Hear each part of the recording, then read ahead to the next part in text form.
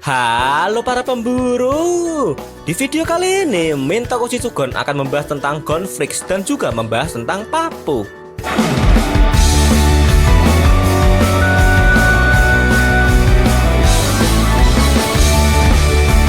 Pappu adalah salah satu dari 5 malapetaka Dark Continent.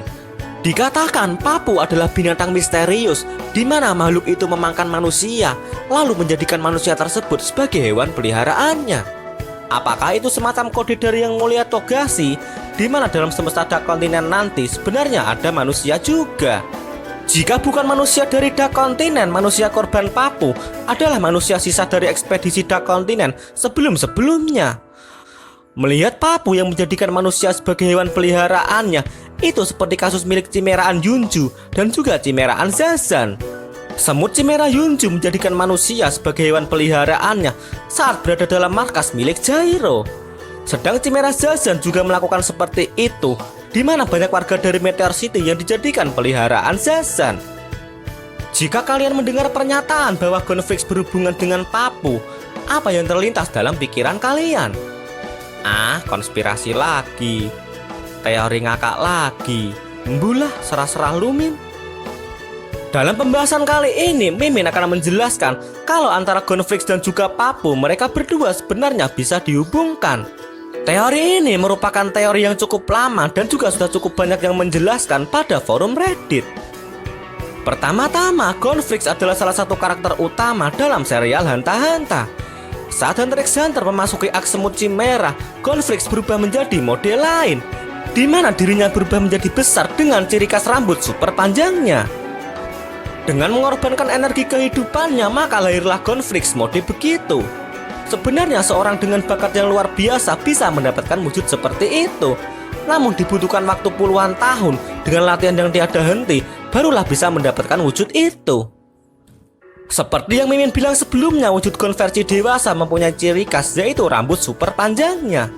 Setelah Gonflix mengalahkan Neferpitou dan dirinya sudah selesai dalam mode dewasanya, rambut Gonflix masih terlihat panjang. Dalam malapetaka Pappu, korban dari Pappu, di atas kepalanya juga memiliki panjang-panjang begituan. Meskipun itu terlihat seperti lidah daripada seperti rambut. Saat Gonflix ada di dalam rumah sakit, tubuhnya tampak compang-camping dengan tampilan kering menyerupai kayu. Lalu korban dari malapetaka Pappu berpenampilan kering layaknya sebuah kayu juga. Pappu dikatakan sebagai pertukaran antara kehidupan dengan kesenangan. Dendam Gonflix kepada Pitou amat dalam, mengingat Pitou lah yang membuat kait koid serta kait tidak bisa disembuhkan lagi. Mungkin saja Gon diberikan kesenangan untuk membunuh Pitou, namun sebagai imbalannya Gonflix harus menukarkan kehidupannya. Dan karena pertukaran inilah Gonflix tidak bisa menggunakan nennya kembali.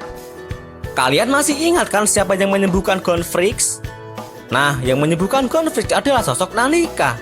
Dan sudah dikonfirmasi kalau Nanika itu adalah Ai. Ai juga sama dengan Pappu, di mana Ai juga merupakan malapetaka Dark Continent. Karena sama-sama berasal dari Dark Continent, Gonflix yang diduga terkontaminasi oleh Pappu hanya dapat disembuhkan oleh Ai. Melihat kejadian tersebut akan jadi semakin masuk akal kalau Gonflix itu berhubungan dengan Pappu. Kondisi Gon saat ini adalah dirinya tidak bisa menggunakan nennya. Jika melihat kecenderungan sebelumnya yang mana masalah Gon hanya dapat diselesaikan oleh makhluk dari Dark Continent, mungkin saja masalah nen dari Gonflix hanya dapat disembuhkan dengan bantuan sumber daya sana. Selain Gon berhubungan dengan Pappu, sebenarnya juga ada teori lain di mana Gon adalah anak titipan dari Donflix. Donflix pergi menuju dunia manusia guna menitipkan Gonflix kepada Bang Toyib. Namun Donflix tidak bertemu dengan sosok Jingflix. Dua karakter penting tersebut tidak saling bertemu karena mereka sibuk akan tujuan masing-masingnya. Tujuan Jing adalah menemukan Don, mirip-mirip dengan tujuan Gon, di mana tujuan Gon adalah menemukan Jingflix. Meskipun Donflix tidak berhasil menemukan Bang Toyib, namun pada akhirnya anak titipan tersebut sampai juga pada Jingflix. Bisa saja Donflix dibantu pihak jasa semacam JNE atau enggak semacam JNT, tapi versi Dark Continent. Karena berasal dari Dark Continent inilah Gonflix memiliki semacam kemiripan dengan korban Pappu. Saat Hunter x Hunter memasuki akt pemilihan ketua, Pariston menanyakan kepada Jing kenapa dirinya tidak menengok Gon yang sedang sakit. Jingflix kemudian menjawab kalau Gon akan baik-baik saja serta Gonflix akan sembuh kembali. Keyakinan Jing akan Gon sepertinya besar sekali. Saat Hunter x Hunter memasuki Great Island Arc, Jinfrix menyuruh Razor agar jika dirinya bertemu dengan Gonfrix, Razor disuruh serius, bahkan tidak apa-apa jika harus membunuh Gon. Keyakinan Bang Thoyib sepertinya bukan tanpa dasar, melainkan keyakinan tersebut didasarkan pada asal-usul dari Gonfrix, di mana dirinya merupakan peninggalan dari Dawnfrix yang berasal dari Dark Continent. Jika bukan seperti itu, masih ada logika lain yang lebih logis perihal keyakinan Bang Thoyib. Jinfrix yakin kalau Gon akan sembuh karena dirinya mengetahui kalau Gon berteman dengan Killua Zoldyck. Sebenarnya Jinfrix tahu kalau salah satu anggota dari Zoldyck punya sosok Nanika.